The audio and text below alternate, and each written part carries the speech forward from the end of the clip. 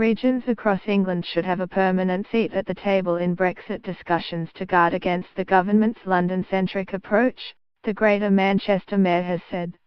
Andy Burnham said Westminster had failed the north of England and that he feared ministers were prioritising the City of London above other industries in their Brexit strategy. Speaking on Sunday with Niall Patterson on Sky News, the Labour mayor said, "There's a committee with the Cayman Islands, the British Virgin Islands, but no permanent seat for the English regions. Quite frankly, that's not good enough. I'm worried we will get the same old story with the London-centric approach to Brexit where the government protects the City of London above other industries, and that's our fear. To guard against that, we need a seat at the table. The devolved nations of the UK, as well as its overseas territories, meet formally and regularly with the government, but no such arrangements are in place for the English regions."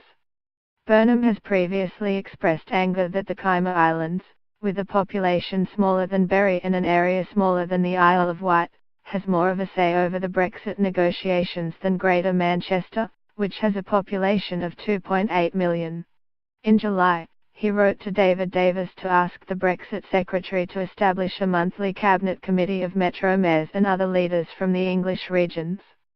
Speaking on Sunday, he said, "Westminster, in my view, has failed the north of England.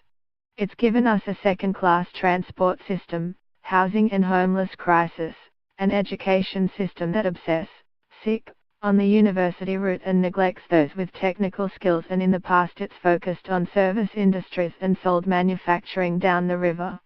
Town hall leaders across the north have grown frustrated at the perceived lack of commitment from the government that they will be listened to in the Brexit process.